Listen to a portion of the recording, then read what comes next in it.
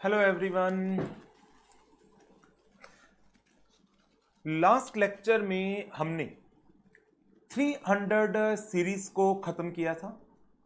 तो नाउ आज कुछ रिमेनिंग स्टैंडर्ड्स कुछ सीरीज के बीच में से बचे हुए हैं, तो वो आज हम कवर अप करेंगे। तो पहले हम डिस्कस कर लेते हैं कि हम ऑलरेडी क्या क्या कौन कौन से स्टैंडर्ड्स को कवर अप कर चुके हैं। नंबर 1, ऐसे 200 से 299 की सीरीज हमारी पूरी तरह से कंप्लीट है। सेकंड, SA 300 से 499 सारे स्टैंडर्ड्स कवर हो चुके हैं हमारे।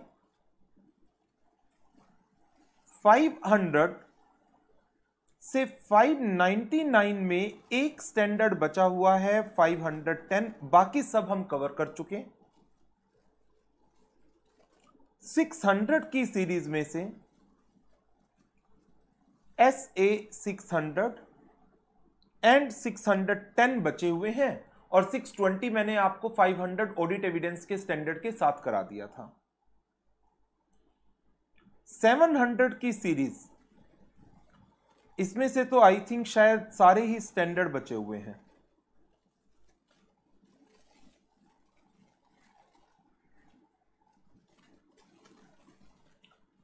नाउ ये स्टैंडर्ड, ये मैं आपको कराऊंगा audit of consolidated financial statement के चैप्टर में। SA 610 ये मैं आपको कराऊंगा इंटरनल ऑडिट के चैप्टर में। 700 वाले सारे स्टैंडर्ड्स हम कवर अप करेंगे ऑडिट रिपोर्ट के चैप्टर के साथ।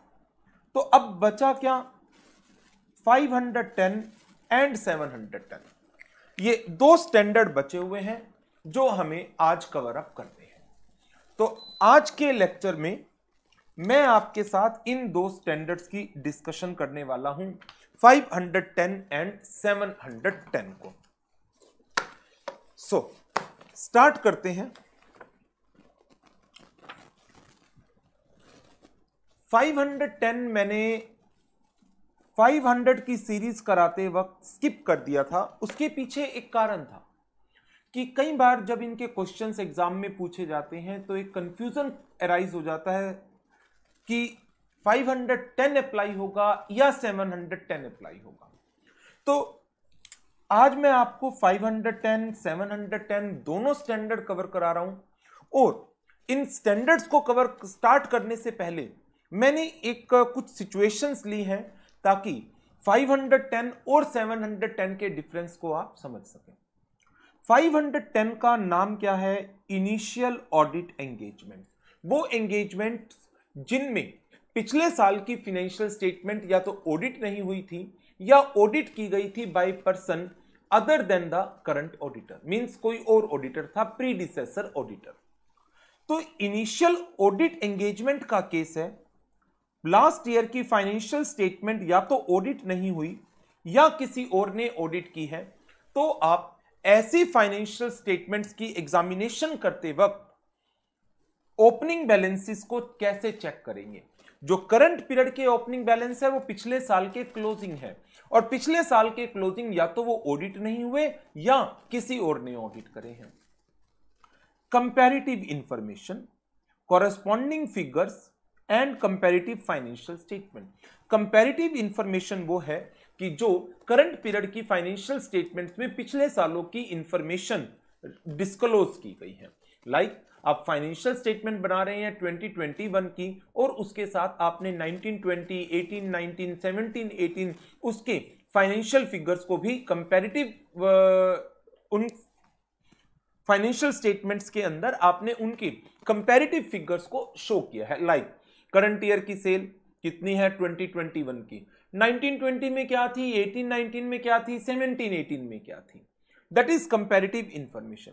अब दोनों ही केसेस में 510 में भी हम पिछले साल के कुछ डाटा की बात कर रहे हैं और 710 में भी हम पिछले साल के डाटा की बात कर रहे हैं।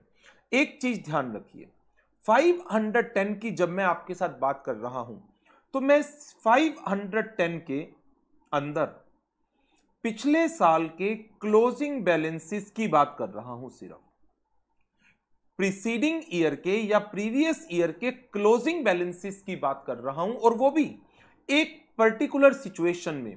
और वो सिचुएशन क्या है? जब लास्ट ईयर की फाइनेंशियल स्टेटमेंट मैंने एग्जामिन नहीं की या किसी और ने एग्जामिन की है, ठीक, या फिर वो एग्जामिन ही नहीं हुई, ईदर नॉट ऑडिटेड और ऑडिटेड बाय प्रीडिसेसर ऑडिटर।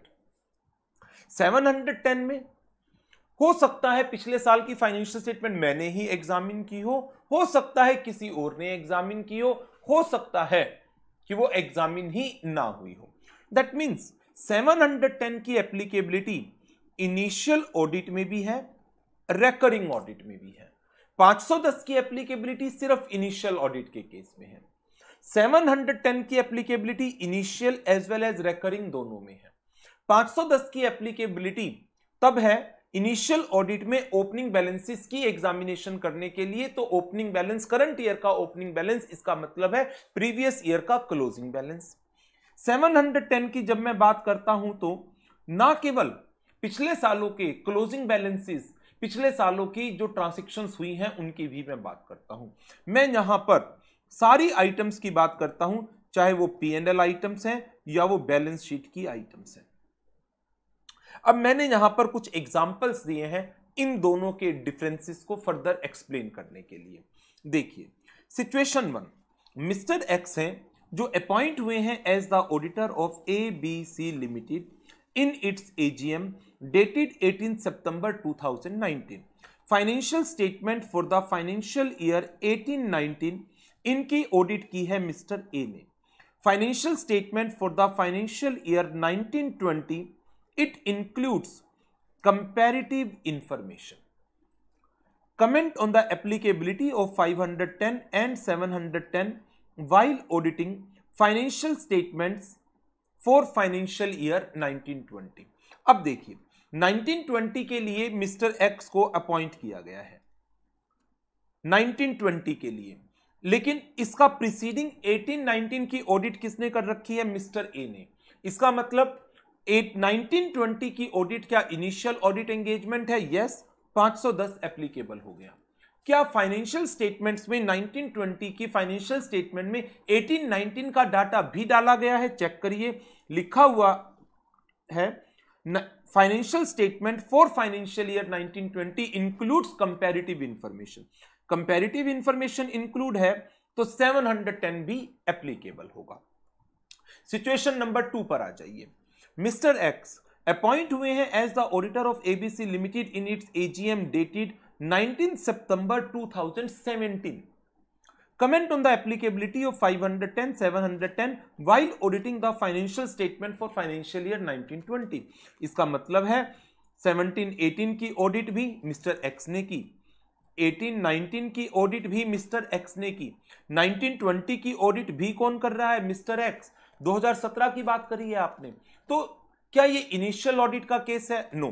तो ऐसे 510 is not applicable as it is not a case of initial audit engagement. लेकिन क्या फाइनेंशियल स्टेटमेंट्स 1920 में 17-18, 18-19 का डाटा गिवन है? कंपनी का केस है। कंपनी के केस में as per the requirements of schedule 3 previous year की जो डाटा होता है वो करंट ईयर की फाइनेंशियल स्टेटमेंट्स में इनकॉर्पोरेट किया जाता है। रिजल्ट क्या ऐसे 710 एप्लीकेबल होगा? Definitely yes. ऐसे 710 will be applicable as financial statement of a company includes the comparative information. आगे बढ़ते हैं। Situation number 3, mister A auditor है messrs Ram Shyam and brothers, एक पार्टनरशिप फर्म का। Comment on the applicability of 510 and 710 in audit of financial statement for the year 1920 assuming the following। पहली assumption, 18-19 की financial statement mister A ने audit की है। यदि mister A ने ही पिछले साल की फाइनेंशियल स्टेटमेंट को ऑडिट किया है तो 510 एप्लीकेबल नहीं होगा। लेकिन यदि पिछले साल की फाइनेंशियल स्टेटमेंट मिस्टर बी ने ऑडिट की है, इन दैट केस 510 अप्लाई होगा। इस केस में 510 की एप्लीकेबिलिटी नहीं आएगी, हाँ इस केस में 510 की एप्लीकेबिलिटी आएगी। एज्यूमिंग दैट करंट ईयर की जो फाइनेंशियल स्टेटमेंट है 1920, इसमें कंपैरेटिव इंफॉर्मेशन इंक्लूड की गई है, 710 अप्लाई होगा। Does not include comparative information, 710 apply नहीं होगा। यही इसका सॉल्यूशन है। 510 will be applicable when financial statement of 1819 were audited by mister B, ये वाला case. 710 will be applicable when financial statement of 1920 includes comparative information, ये वाला केस। सो कौन सी सिचुएशन के अंदर 510 अप्लाई होगा, किस सिचुएशन में 710 अप्लाई होगा, ये आपको फाइंड आउट करके चलना है। Based upon these situations you can easily find out the applicability of 510 and 710। फिर इसका मैंने आपको एक समरी चार्ट भी यहां पर बनाकर दिया है कि if it is a case of initial audit engagement, और उस इनिशियल ऑडिट एंगेजमेंट में कंपैरेटिव इंफॉर्मेशन भी लगी हुई है, मींस फाइनेंशियल स्टेटमेंट में प्रायर पीरियड का डाटा लगा हुआ है और इनिशियल ऑडिट का केस है, इस एंटिटी की फाइनेंशियल स्टेटमेंट पिछले साल आपने चेक नहीं की थी या ऑडिट ही नहीं हुई थी, तो 510 एप्लीकेबल होगा, 710 भी एप्लीकेबल होगा। As it is a case of initial audit 510 applicable होगा, लेकिन यदि फाइनेंशियल स्टेटमेंट्स में कंपैरेटिव इंफॉर्मेशन नहीं लगी हुई देन 710 अपनी एप्लीकेबिलिटी नहीं लेगा। रेकरिंग ऑडिट की बात कर लेते हैं। रेकरिंग ऑडिट का केस है, दैट मींस इनिशियल ऑडिट का केस नहीं है, तो 510 अपनी एप्लीकेबिलिटी नहीं लेगा। 710 एप्लीकेबिलिटी लेगा यदि करंट पीरियड की फाइनेंशियल स्टेटमेंट में कंपैरेटिव डाटा डाला गया है। क्या करंट पीरियड की फाइनेंशियल स्टेटमेंट में कंपैरेटिव डाटा है? यदि है तो 710 अपनी एप्लीकेबिलिटी लेगा, अदरवाइज नहीं लेगा। सो दोनों स्टैंडर्ड भी अप्लाई हो सकते हैं, दोनों में से कोई भी अप्लाई नहीं होगा। हो सकता है 510 एप्लीकेबल हो, 710 एप्लीकेबल ना हो, और इसका रिवर्स भी पॉसिबल है। सबसे पहले तो आपको इसी चीज को एनालाइज करना है। जो सिचुएशंस आपको गिवन हो क्वेश्चन में, उस सिचुएशन की according you need to decide कि कौन सा स्टैंडर्ड अप्लाई होगा। 510 अप्लाई होगा या 710 अप्लाई होगा, या दोनों अप्लाई होंगे, या दोनों में से कोई भी स्टैंडर्ड अप्लाई नहीं होगा। ये एक बेसिक डिस्कशन थी एज टू 510 एंड 710 के ऊपर। अब बढ़ते हैं आगे, 510 की बात कर लेते हैं। Initial audit engagement, opening balances, इसके मतलब बहुत सिंपल है।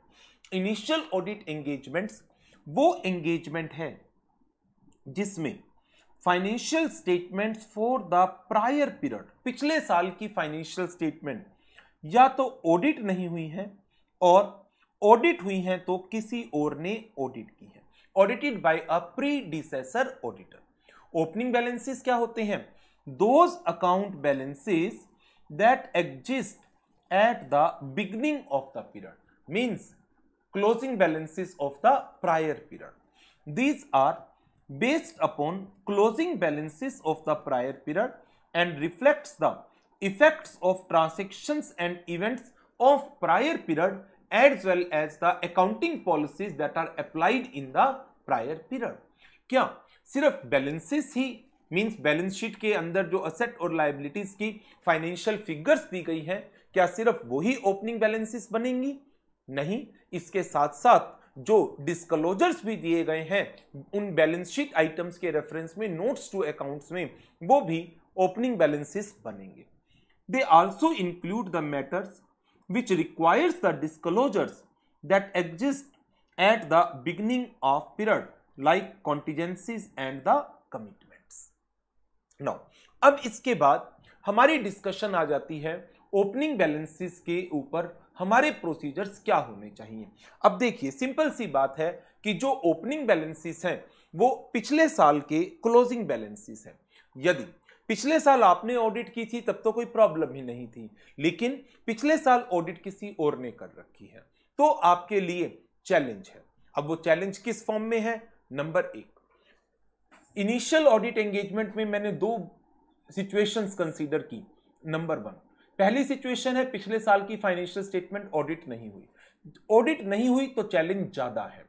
क्यों चैलेंज ज्यादा है? पता नहीं क्लोजिंग बैलेंसेस ठीक है या नहीं है, लेकिन यदि पिछले साल की फाइनेंशियल स्टेटमेंट्स की ऑडिट हुई है, किसी और ऑडिटर ने की है, तो चैलेंजेस कंपैरेटिवली कम है मेरे सामने। तो यदि पिछले साल की फाइनेंशियल स्टेटमेंट ऑडिट हुई है, किसी और ऑडिटर ने की है, तो हमारा प्रोसीजर क्या रहने वाला है? नंबर 1, आप पिछले साल की फाइनेंशियल स्टेटमेंट्स को स्टडी करिए और उनके ऊपर यदि कोई ऑडिट रिपोर्ट अवेलेबल है तो उसको रीड करिए। Thereafter we need to check क्या बैलेंसेस, जो क्लोजिंग बैलेंसेस थे, क्या वो अप्रोप्रिएटली कैरी किए गए हैं करंट पीरियड के अंदर या नहीं किए गए। यदि जो बैलेंस क्लोजिंग दिखाया गया था वही बैलेंस ओपनिंग है, इट्स ओके। लेकिन प्रॉब्लम तब अराइज होगी यदि पिछले साल की फाइनेंशियल स्टेटमेंट ऑडिट नहीं है। तो क्या मैं पूरी तरह से इन बैलेंसेस पर रिलाई कर सकता हूं? There might be some misstatement in the closing balances of prior period. यदि प्रायर पीरियड के क्लोजिंग बैलेंसेस के अंदर मिस स्टेटमेंट है, देन डेफिनेटली करंट पीरियड के ओपनिंग बैलेंस में वो मिस स्टेटमेंट आनी है।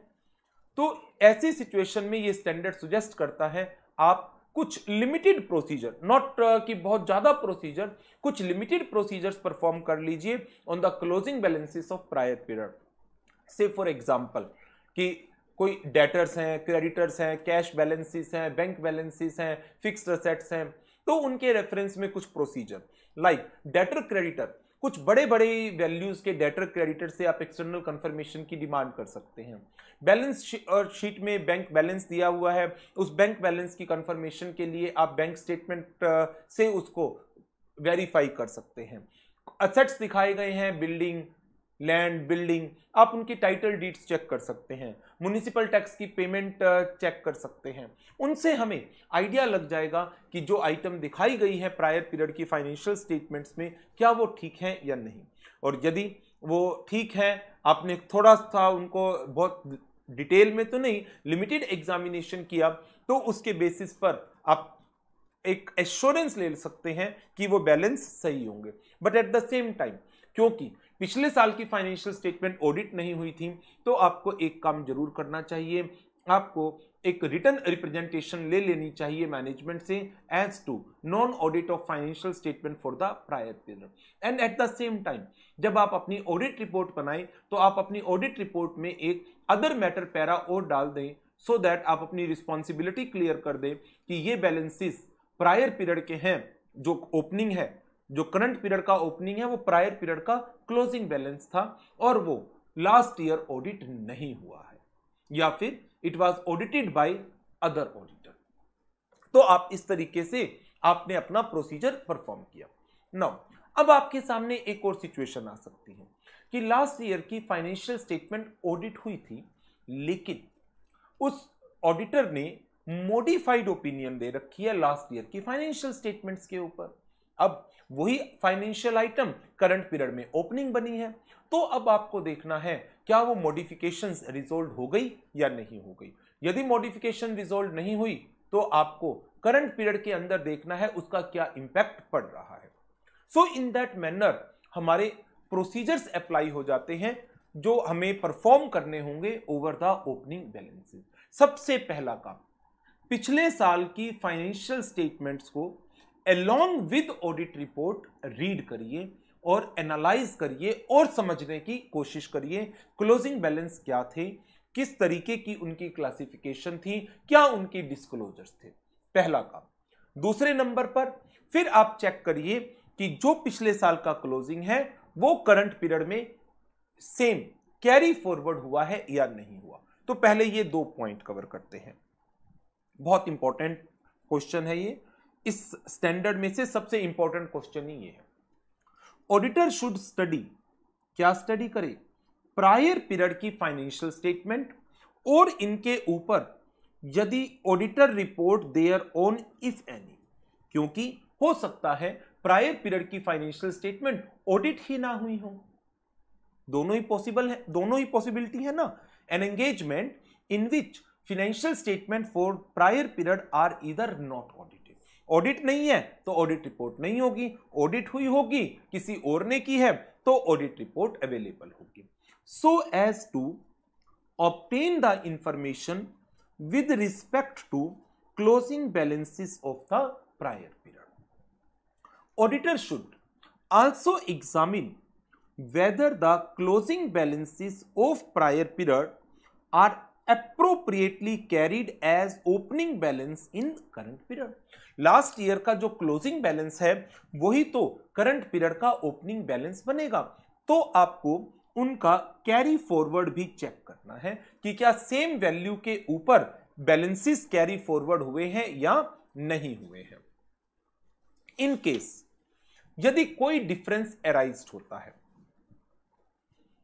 यदि कोई डिफरेंस है इन opening balances, means closing balance 5 lakh था, ओपनिंग बैलेंस 4.5 लाख दिखाया हुआ है, देन क्यों ये डिफरेंस अराइज हुआ, क्यों ये डिफरेंस अराइज हुआ। जैसे मैं आपको एक एग्जांपल दे सकता हूं, लाइक यदि मान लीजिए फाइनेंशियल ईयर 1920 की बैलेंस शीट में इन्वेंट्री की वैल्यू 5 लाख दिखाई हुई है, लेकिन जब फाइनेंशियल ईयर 2021 की फाइनेंशियल स्टेटमेंट्स बनाई गई तो उसमें ओपनिंग बैलेंस इन्वेंट्री का 4,50,000 रुपीज आया हुआ है। What it means, there is a difference. ये डिफरेंस क्यों अराइज हुआ? यहां पर आपने कोस्ट और NRV whichever is lower consider नहीं किया, मिस्टेक हो गई, मिस्टेक हो गई, आपने ये कंपैरिजन नहीं किया। लेकिन इस ईयर में आकर आपको ये गलती का पता चला कि ये तो NRV इसकी तो 4.5 लाख रुपए थी, ओवर वैल्यू कर दिया इन्वेंट्री को। तो फाइनेंशियल ईयर 2021 में इन्होंने एक एडजस्टमेंट एंट्री पास कर दी। एडजस्टमेंट एंट्री क्या पास कर दी इन्होंने P&L अकाउंट को डेबिट कर दिया, पिछले साल के P&L account, P&L carry forward हो रहा होगा, उसको डेबिट कर दिया 50,000 रुपए to opening balance of inventory 50,000 रुपए इन्वेंट्री की वैल्यू को। तो जो ओपनिंग बैलेंस 5 लाख रुपए कैरी किया था आपने उसको 4.5 लाख पर कर दिया। आपको ध्यान हो तो ऐसी आइटम्स को हम क्या नाम देते हैं? प्रायर पीरियड आइटम्स का नाम देते हैं। सो यदि क्लोजिंग बैलेंस और ओपनिंग बैलेंसेस में कहीं पर कोई डिफरेंसेस है, then you need to ensure that adjustment entries as per the applicable FRF in the name of prior period item उसकी एडजस्टमेंट कर दी गई हो। तो वही पॉइंट देखिए अब यहां पर लिखा हुआ है, in case any difference in opening balances ensure appropriate adjustments as per the relevant accounting standards has been made in the books of account. Example, prior period item as per AS5, prior period item as per accounting standard 5. Now, इसके अलावा in case prior period financial statements की reliability पर आपको doubt है या prior period financial statement audit नहीं हुई, तो आपको कुछ स्पेसिफिक प्रोसीजर्स परफॉर्म करने चाहिए। Auditor should perform specific procedures in a relation to significant opening balances if he has any doubt on the reliability of prior period financial statement or if the financial statements of prior period were not audited. अब specific procedures क्या है, उनके example हैं। जैसे ये मैंने आपको discussion के टाइम भी बताया, large trade receivable and trade payable में आप एक्सटर्नल कंफर्मेशंस ले सकते हैं।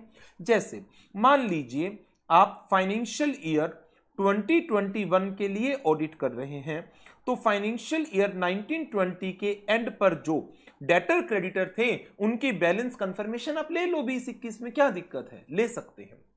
Inspection of certificate of investments as on 31 March 2020, verification of fixed asset register so as to determine कौन से असेट्स थे as on 31 March 2020, examination of bank statement and bank reconciliation statement.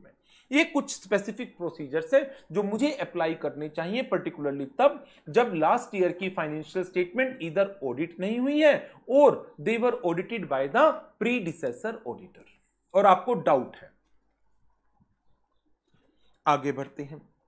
यदि auditor को कोई material miss statement मिलती है इन opening balances, then इसका effect evaluate करिए on the current period financial statements.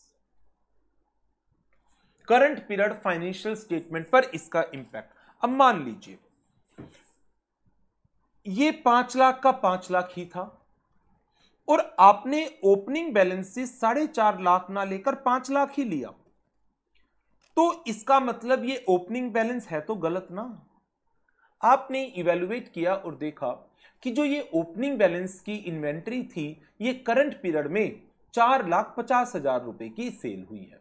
तो आपने जब इसकी डिटेल देखी तो आपको पता चल गया कि एनआरवी तो 31 मार्च 2020 को ही 4,50,000 की थी। ये तो पिछले साल की गलती है जो इस साल रेक्टिफाई हो जानी चाहिए।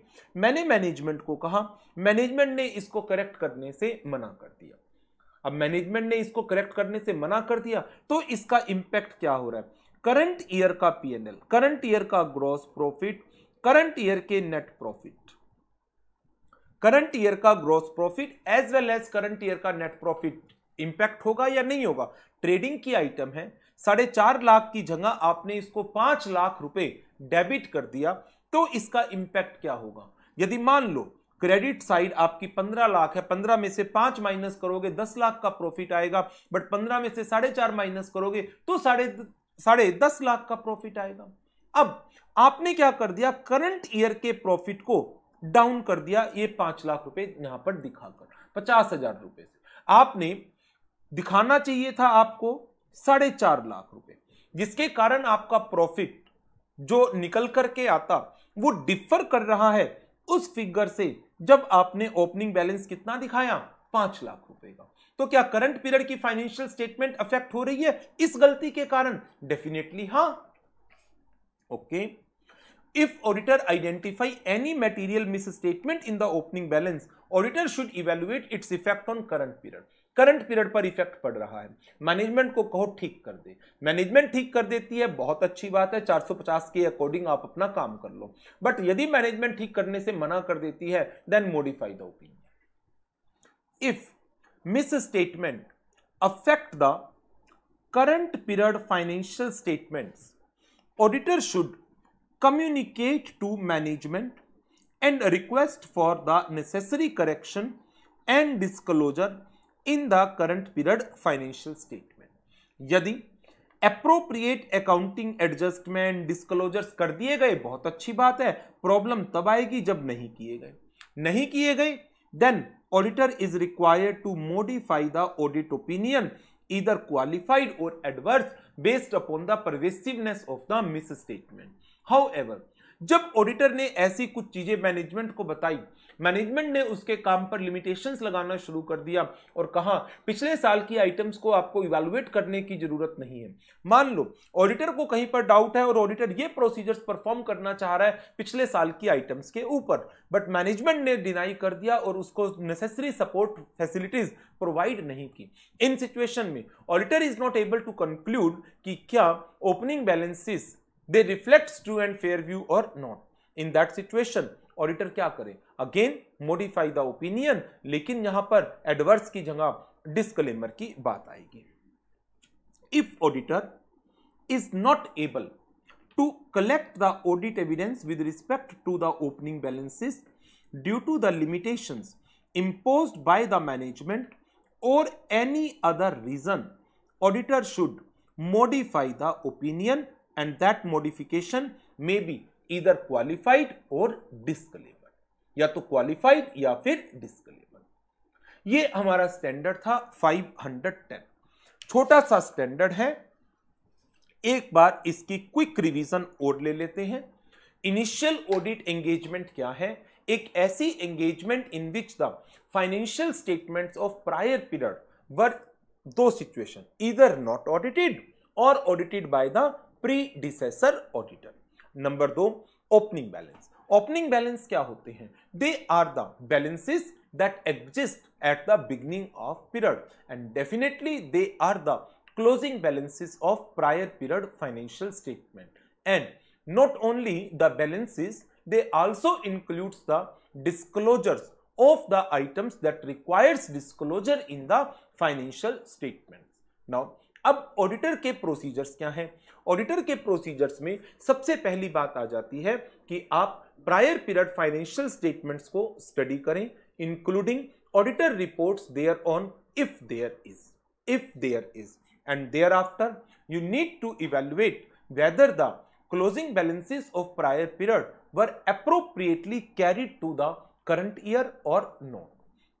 After that, if auditor has doubt on the reliability of prior period financial statement or prior period financial statements were not audited, in that case auditor should perform the specific procedures, and that specific procedures may be examination of bank statement, obtaining external confirmation from trade receivable, trade payables, inspection of certificates of documents, certificates of investments, inspection of fixed assets register, etc. If auditor identify that there exists any misstatement in the financial statement as to the opening balances, in that case he needs to evaluate क्या ये miss statement current period की financial statements को affect कर रहा है, और यदि affect कर रहा है then auditor is required to communicate this misstatement to the management with a request for the necessary correction. If the necessary corrections are being made by the management, in that case auditor should examine whether the adjustments made by the management are appropriate and all the adjustments which are required have been made. These are the requirements of SA 450. However, if management deny to make the necessary corrections, in that case auditor is required to modify the opinion, and that modification may be either qualified or adverse. However, if in specific situation management imposes limitations on the scope of auditor, management imposes limitations on certain records, management does not provide the necessary information to auditor, as a result of which auditor is not able to collect necessary evidences, in that case auditor should modify the opinion, and the modifications may be in the nature of qualification or the disclaimer. So ये audit procedure है जो auditor को perform करना है और आपको याद करना है। अब इसके क्वेश्चंस भी देख लेते हैं कुछ।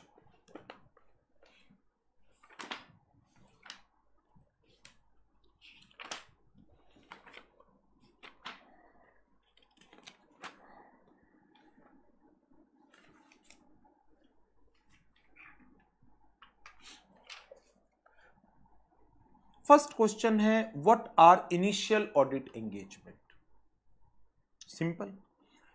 सेकंड क्वेश्चन है जो नवंबर 2008 के एग्जाम में आया है, अगस्त 18 के मॉक टेस्ट पेपर, नवंबर 18 की आरटीपी में। You have been appointed as auditor of Good Health limited for 2021 which was audited by CR Trustworthy in 1920. As the auditor of the company, state the steps you would take to ensure that closing balances of 1920 have been brought to account in 2021 as opening balances and opening balances do not contain the misstatement. Same procedure जो मैंने आपको notes में दिया है वो exact इसमें आप लिख देना।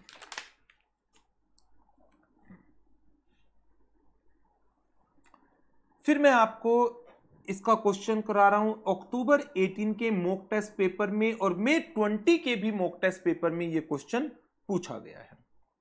CA mister X, a recently qualified practicing chartered accountant, got his first audit assignment of Futura Private Limited. He obtained all the relevant appropriate audit evidences for the items related to statement of P&L. However, while auditing the balance sheet item, CAX left out obtaining appropriate audit evidences, say confirmations from the outstanding account receivable amounting 1 crore continued as it is from the last year, on the affirmation of the management that there is no receipt and further credit during the year. That means इस particular trade receivable की during the year कोई भी transaction नहीं हुई है, जो last year का closing था वही करंट ईयर में है।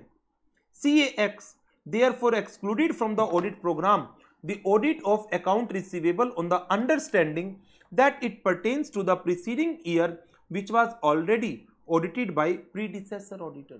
तो यहां पर तो आपको sufficient doubt होना चाहिए। पिछले साल का आउटस्टैंडिंग इस साल के एंड में भी आउटस्टैंडिंग पड़ा है, तो यहां पर तो स्केप्टिसिज्म एक्सरसाइज करो।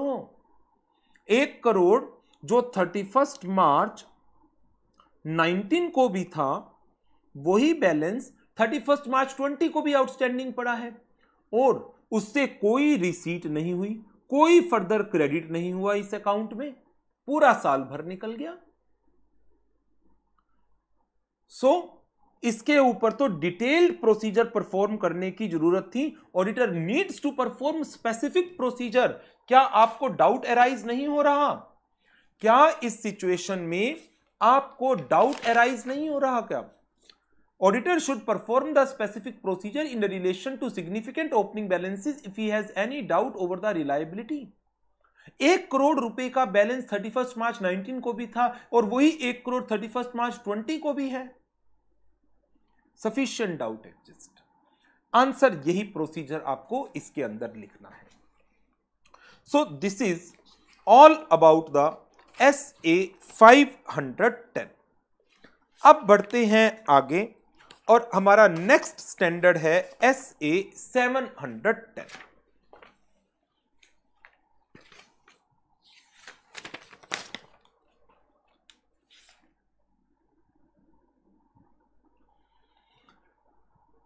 SA 710 इसका नाम है comparative information, corresponding figures and comparative financial statement. पहले तो आपको इन दोनों का मीनिंग समझ लेना चाहिए। जब हम एक फाइनेंशियल स्टेटमेंट बनाते हैं, let's say financial statement of x limited, इसमें मैंने बैलेंस शीट बनाई as on 31 March 2020।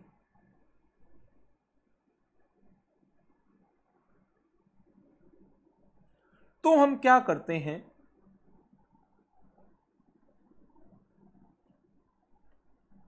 Last year के बैलेंसेस जो 31 मार्च 2019 के बैलेंसेस हैं, as per the requirement of schedule 3 हम डाल देते हैं।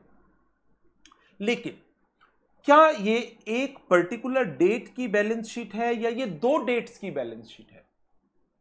ऊपर मैं सिर्फ एक ही डेट लिखता हूं, इट इंप्लाइज ये बैलेंस शीट सिर्फ और सिर्फ 31 मार्च 2020 की है और इसमें जो प्रायर पीरियड का डाटा डाला गया है ये for the purpose of comparison डाला गया है, लेकिन ये प्रायर पीरियड का डाटा करंट पीरियड के इंटीग्रल है।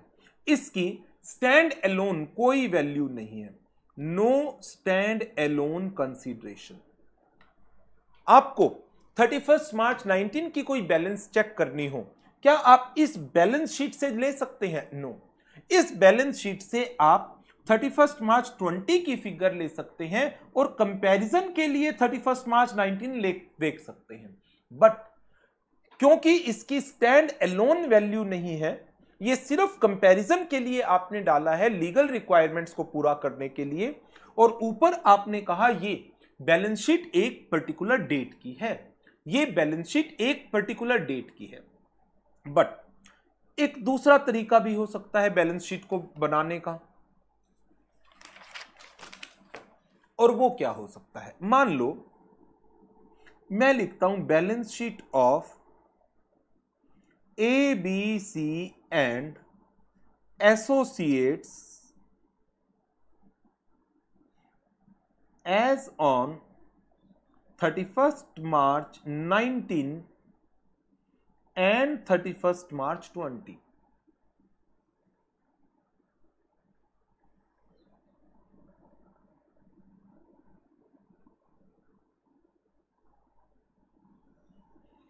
Liabilities, assets, amount 31st March 19, 31 March 20, 31 March 19, 31 March 20।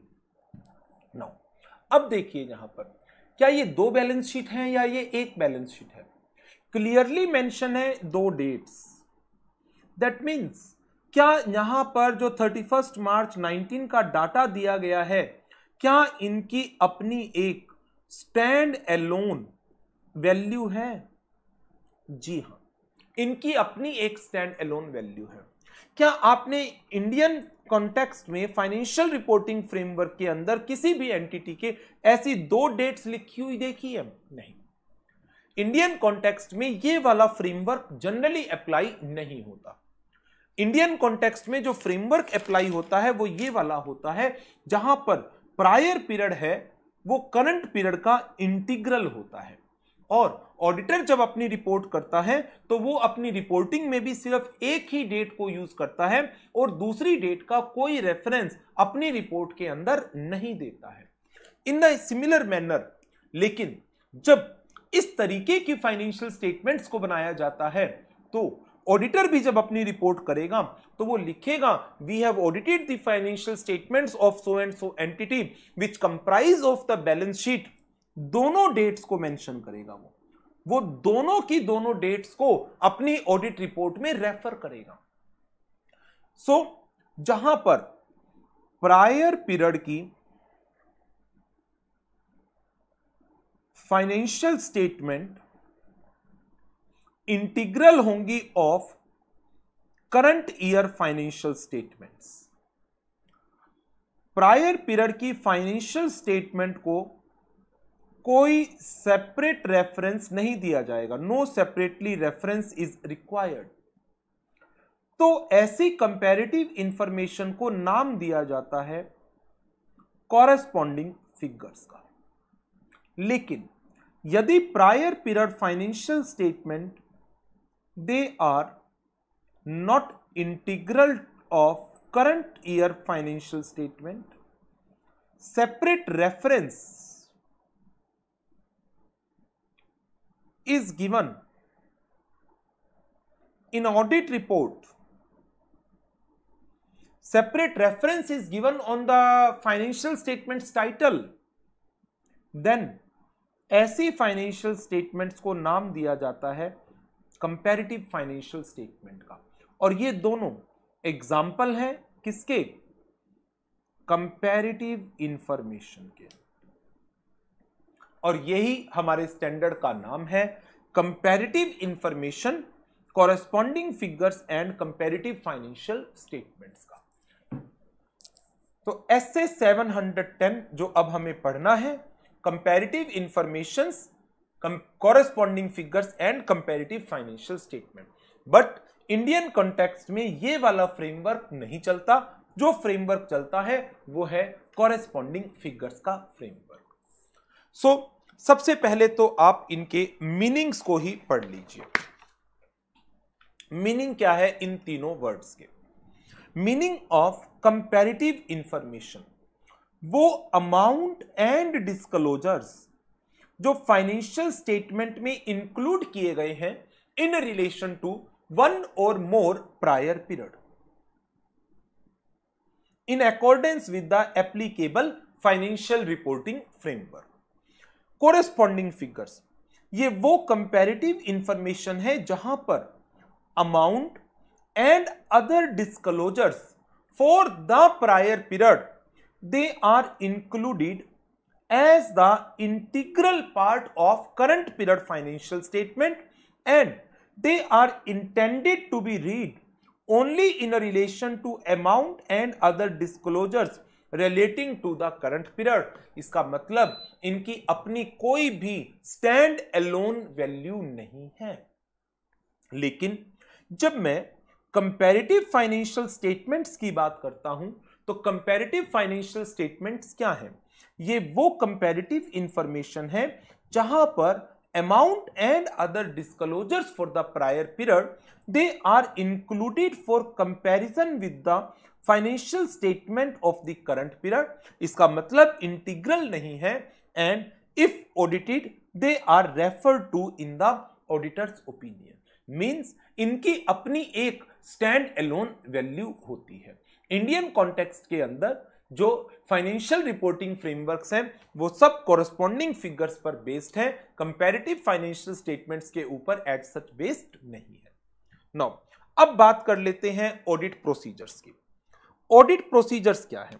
Audit procedure whether it is a case of comparative information और कंपैरेटिव फाइनेंशियल स्टेटमेंट और कॉरेस्पॉन्डिंग फिगर, वो प्रोसीजर दोनों का ही सेम है। नंबर 1, डिटरमाइन क्या फाइनेंशियल स्टेटमेंट्स में कंपैरेटिव इंफॉर्मेशन डाली गई है, प्रायर पीरियड का डाटा इंक्लूड किया गया है, यदि हां चेक करो क्या वो एप्रोप्रिएटली क्लासिफाइड है as per the requirement of applicable financial reporting framework.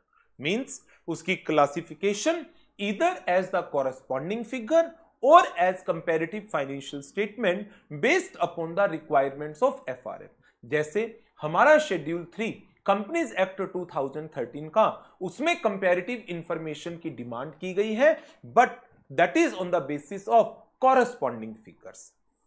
यदि हां, whether the comparative information has been appropriately classified as per the requirements of applicable FRF. In Indian context, Schedule 3 of the Companies Act 2013, यहां लिख भी लीजिए, of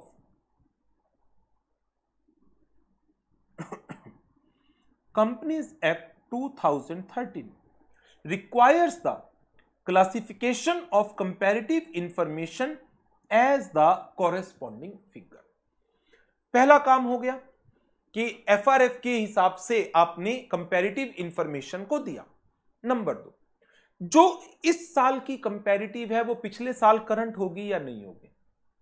1920 में आपने 1819 का data लगाया तो 1819 कंपैरेटिव है, बट जब पिछले साल 1819 की फाइनेंशियल स्टेटमेंट बनाई थी तो वो करंट था ना उस समय। तो क्या 1819 का करंट और 1920 में 1819 का प्रायर वो मैच करने चाहिए या नहीं करने चाहिए? मैच होगा ना, बिल्कुल। जैसे आपने बैलेंस शीट प्रिपेयर की एज ऑन 31 मार्च 18, आपने इसमें डाटा दिया किसका? 31 मार्च 2018 का और 31 मार्च 2017 का। अब आपने बैलेंस शीट प्रिपेयर की as on 31 March 2019।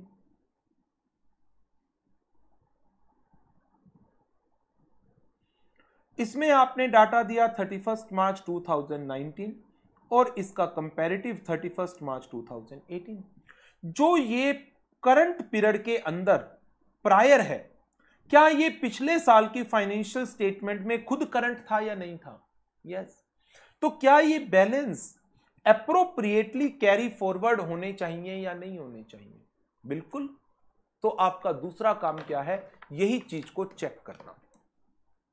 Evaluate whether the comparative information agree with the amount and disclosure of prior period financial statement। और इसके लिए आप क्या कर सकते हैं? ऐसे 520 का सहारा ले लो, कंसीडरेशन ऑफ कंपैरिजन।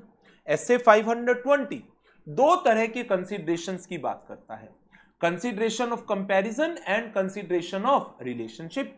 आपको कंपेयर ही तो करना है कि क्या ये बैलेंसेस आपस में मैच करते हैं या नहीं करते। बैलेंस मैच करते हैं तो इसका मतलब सही कैरी फॉरवर्ड हुए, नहीं करते हैं in that case there is a difference. Difference है तो एडजस्टमेंट एंट्री पास होनी चाहिए। इसके साथ साथ evaluate whether accounting policies adopted in the preparation of comparative information they are consistently applied in current period financial statements। यदि अकाउंटिंग पॉलिसी में किसी भी तरह का कोई चेंज है, evaluate whether the effect of such change is appropriately accounted for and disclosed as per the applicable FRF. For example AS5 में requirement है कि यदि कोई भी अकाउंटिंग पॉलिसी चेंज होती है देन उसके डिस्क्लोजर में आपको 3 चीजें देनी होती हैं। Number 1, what is the change, what are the reasons for the change and what is the financial effect of such change. Thereafter, इसके बाद यदि कोई डाउट एराइज होता है आपको, डाउट किस चीज का, as to the existence of material misstatements in comparative information, कि पिछले साल की इंफॉर्मेशन प्रॉपर तरीके से नहीं उठाई गई या पिछले साल का डाटा ही गलत था, then perform the additional procedures. अब मान लो पिछले साल की फाइनेंशियल स्टेटमेंट आपने ही ऑडिट कर रखी है, लेट्स से 31 मार्च 18 आपने ऑडिट किया था, 31 मार्च 19 आप ऑडिट कर रहे हो, 19 की ऑडिट करते वक्त आपको लगता है 31 मार्च 18 का डाटा गलत है, 18 भी तो आपने ही ऑडिट कर रखा है, तो ठीक है ना, ऐसे 560 अप्लाई करा लो। If prior period financial statement were audited by same auditor, procedures as prescribed in SA 560 shall apply. इसके साथ साथ ऑडिटर आपको एक रिटन रिप्रेजेंटेशन लेनी है from the management that all previously provided written representation still remains valid. देखिए, जब आप फाइनेंशियल ईयर 18-19 की ऑडिट करते हैं तो आपने WR ली होंगी। अब आप फाइनेंशियल ईयर 19-20 की ऑडिट कर रहे हैं। नाउ 19-20 की ऑडिट करते वक्त उसके अंदर कंपैरेटिव इंफॉर्मेशंस लगी हुई हैं। ये कंपैरेटिव इंफॉर्मेशन क्या है? जो फाइनेंशियल ईयर 18-19 का डाटा था। तो यदि मैं, एक तो तरीका है कि कंपैरेटिव इंफॉर्मेशन की एक एक आइटम पर अलग से WR मांगूं, बट क्या मैंने इस सारे डाटा के रेफरेंस में लास्ट ईयर 18-19 की ऑडिट करते वक्त WR ली होगी? ली होगी। तो करंट ईयर में कंपैरेटिव इंफॉर्मेशन के रेफरेंस में यदि मैं एक सिंगल WR ले लेता हूं जिसमें यह लिखवा लिया जाए कि जो आपने मुझे पिछले साल WR दी थी 18-19 के रेफरेंस में, वो सारी की सारी वैलिड हैं in relation to comparative information for the financial year 19-20 financial statement. 19-20 की फाइनेंशियल स्टेटमेंट्स में कंपैरेटिव डाटा किसका है? 18-19 का है। सो obtain a written representation from management that all previously provided written representation still remains valid। ये तो हो गया ऑडिटर का प्रोसीजर जो ऑडिटर को परफॉर्म करना है in relation to the comparative information. Now अब इसके बाद फिर बात आ जाती है ऑडिटर का प्रोसीजर क्या होगा। प्रोसीजर तो परफॉर्म कर लिया हमने। प्रोसीजर में हमने क्या क्या चीजें की? नंबर 1, हमने चेक किया क्या फाइनेंशियल स्टेटमेंट्स के अंदर कंपैरेटिव इंफॉर्मेशन को इंक्लूड किया गया है। यदि कंपैरेटिव इंफॉर्मेशन इंक्लूड की गई है तो क्या वो as per applicable financial reporting framework appropriately classified हुई हैं। नंबर 2 पर फिर बात आ गई क्या बैलेंसेस जो प्रायर पीरियड फाइनेंशियल स्टेटमेंट में थे और करंट पीरियड फाइनेंशियल स्टेटमेंट में कंपैरेटिव डाटा के अंदर गिवन है, क्या वो मैच करते हैं। इन केस यदि कोई भी डिफरेंस है देन मैनेजमेंट से आप उसकी इंक्वायरी कर सकते हैं। इन एडिशन आपको एग्जामिन करना है, इवैल्यूएट करना है कि जो accounting policies prior period financial statements में यूज की गई थी क्या वो कंसिस्टेंटली अप्लाइड की गई हैं करंट पीरियड में या उनमें कोई चेंज है। यदि उनके अंदर कोई चेंज है then auditor is required to determine क्या appropriate accounting and disclosure as per the requirement of applicable financial reporting framework ensure किया है मैनेजमेंट ने या नहीं किया है। नाउ अब ऑडिटर ने अपना सारा काम कर लिया, अब उसको अब एक कंक्लूजन ड्रॉ करना है और एक ओपिनियन देनी है। अलग अलग सिचुएशंस में अलग अलग कंक्लूजन्स आएंगे, अलग अलग रिपोर्ट्स आएंगे। नंबर 1, क्या कॉरेस्पॉन्डिंग फिगर्स में ऑडिटर प्रायर पीरियड का रेफरेंस जनरली देता है? नहीं देता। Reason, prior period financial statement in case of corresponding figure they are integral to current period financial statements. In general audit report should not refer to the corresponding figures. However, यदि prior period financial statement audit हुई थी पिछले साल की और पिछले साल के ऑडिटर ने उस पर एक मॉडिफिकेशन दी थी और वो मॉडिफिकेशन आज तक रिजोल्व नहीं हुई, देन फिर ऑडिटर करंट पीरियड की फाइनेंशियल स्टेटमेंट को मॉडिफाई करेगा in relation to corresponding figures. Auditor shall modify the audit report of current period with respect to corresponding figures. लेकिन मान लो जो मॉडिफिकेशन थी पिछले साल की ऑडिट रिपोर्ट में, वो मॉडिफिकेशन रिजोल्व हो गई, देन क्या करंट पीरियड में कोई रेफरेंस देने की जरूरत है in case of corresponding figures? No. If modification of prior period is resolved and properly accounted for and disclosed in current period as per applicable FRF, auditor opinion on current period need not refer to previous modifications. Example दिया है मैंने इसका, यहां पर एक देखिए जरा. Auditor report financial year 18-19 की, इसमें एक क्वालिफाइड ओपिनियन थी, आपने मैनेजमेंट ने एक बैड डेट का प्रोविजन नहीं बनाया. अब 1920 आ गया, इस कंसर्न्ड डेटर से पेमेंट आ गई, मॉडिफिकेशन रिजोल्व हो गई, कोई रेफरेंस रिक्वायर्ड नहीं है इन audit report of previous financial year 1920. ये क्वेश्चन एग्जाम में आया हुआ, जो मैंने यहां एग्जांपल दिया है ना, यही सेम क्वेश्चन आपके एग्जाम में भी पूछा गया है.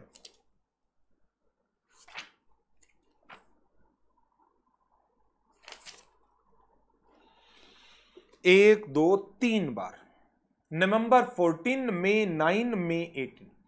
जैसे audit report of financial year 18-19 contained a qualification regarding known provision of doubtful debt. आप स्टैट्यूटरी ऑडिटर हैं 1920 के, कंपनी ने 1920 में भी प्रोविजन नहीं बनाया या कंपनी ने 1920 में प्रोविजन बना दिया, तो आप क्या करेंगे? अब यदि दूसरी सिचुएशन पर आ जाते हैं, बैलेंस आज भी आउटस्टैंडिंग है, बैलेंस आज भी आउटस्टैंडिंग है तो प्रोविजन बना देते ना. आप प्रोविजन बना देते तो मॉडिफिकेशन रिजोल्व हो जाती तब भी, लेकिन प्रोविजन अभी भी नहीं बनाया, तो इसका मतलब है मॉडिफिकेशन रिमेन्स. तो audit report of current period, उसको आपको मॉडिफाई करना होगा with respect to the corresponding figures. तो जो क्वेश्चन था वो, उसका आंसर ये वाला पैरा था सारा. In general audit report should not refer to the corresponding figure. However, यदि प्रायर पीरियड की फाइनेंशियल स्टेटमेंट ऑडिटेड हुई हैं और उन पर मॉडिफाइड ओपिनियन इशू हुई और मॉडिफिकेशन रिजॉल्व नहीं होती हैं, then auditor should modify the audit report of current period with respect to the corresponding figure. However, यदि प्रायर पीरियड की मॉडिफिकेशन रिजोल्व हो जाती है और प्रॉपर अकाउंटिंग और डिस्क्लोजर दे दिया जाता है in current period financial statement as per applicable FRF, then current period की रिपोर्ट में प्रायर पीरियड की मॉडिफिकेशंस का रेफरेंस देने की कोई आवश्यकता नहीं है. चलिए आगे बढ़ते हैं. Next, if auditor identify any material misstatement in the corresponding figures on which पिछले साल में अनमोडिफाइड ओपिनियन दे दी, जबकि अनमोडिफाइड ओपिनियन नहीं आनी चाहिए थी. अभी पिछले पॉइंट में तो मैंने कहा पिछले साल की ऑडिट रिपोर्ट में मॉडिफिकेशन थी, अब मैं कह रहा हूं पिछले साल अनमोडिफाइड ओपिनियन दे दी गई थी, लेकिन कॉरेस्पॉन्डिंग फिगर में गलती है और या तो उसको करेक्ट करा लो. यदि गलती है मटेरियल मिस स्टेटमेंट है, कंपैरेटिव इंफॉर्मेशन में एडिशनल प्रोसीजर्स परफॉर्म करके करेक्ट करा लो। लेकिन मैं कंक्लूजन स्टेज पर आ चुका हूं और कंक्लूजन स्टेज में भी ये मिस स्टेटमेंट बची हुई है, मैनेजमेंट करेक्ट नहीं कर रही। ठीक है, मॉडिफाई कर दो ऑडिट ओपिनियन को for the current period with respect to corresponding figures. अच्छा, पिछले साल की कॉरेस्पॉन्डिंग फिगर्स अनऑडिटेड है, ऑडिट ही नहीं हुई थी। देन अदर मैटर पैरा डालिए stating the fact that corresponding figures were unaudited. Other matter para SA 706 में पढ़ेंगे हम। यदि कॉरेस्पॉन्डिंग फिगर्स ऑडिटेड है by any person other than us, हमारे अलावा किसी और ने ऑडिट की थी, तब भी अदर मैटर पैरा डालिए रिपोर्ट में, पिछले साल के ऑडिटर का नाम, ऑडिट रिपोर्ट की डेट और उसने क्या ऑडिट रिपोर्ट इशू की थी, ये आपको रिपोर्ट के अंदर देना है। एसए 710 को जब हम कवर अप करेंगे तो एसए 710 के अंदर जो हमारी कवरेज है वो नंबर 1 एक तो इसके प्रोसीजरल एस्पेक्ट के ऊपर आ जाएगी और नंबर 2 इसकी कंक्लूजन एंड रिपोर्टिंग स्टेज पर आ जाएगी। जो इनके क्वेश्चंस आते हैं, 510 की बात करूं मैं या 710 की बात करूं, प्रोसीजरल एस्पेक्ट्स के ऊपर आते हैं और प्रोसीजरल एस्पेक्ट के सारे मेन पॉइंट्स मैंने आपको इन्हीं क्लास नोट्स के अंदर कवर अप कर दिए। यदि आप इनको भी अच्छी तरह से याद कर लोगे तो आप अपने आंसर्स को लिख पाएंगे, राइट। इसके साथ हमारे स्टैंडर्ड्स के टॉपिक खत्म हो गए हैं। अब आप कहेंगे सर नहीं खत्म हुए, वो मैंने आपको क्लास की बिगनिंग में ही बता दिया था कि कुछ स्टैंडर्ड्स जो हमारे बचे हुए हैं वो मैं अब आपको आगे के चैप्टर में कराऊंगा। जैसे 610 इंटरनल ऑडिट में, 600 audit of consolidated financial statement में, ये ऑडिट रिपोर्ट के चैप्टर के साथ कराऊंगा। अब इसके बाद हम कंपनी ऑडिट स्टार्ट करेंगे और कंपनी ऑडिट के अंदर ही ऑडिट रिपोर्ट्स को भी हम साथ साथ कवर अप करेंगे। आज के इस सेशन में तो बस अब इतना ही कराना था मुझे। 2 स्टैंडर्ड 510 एंड 710 छोटे छोटे से स्टैंडर्ड थे। क्लास नोट से ही आप इनको लर्न कर लीजिएगा।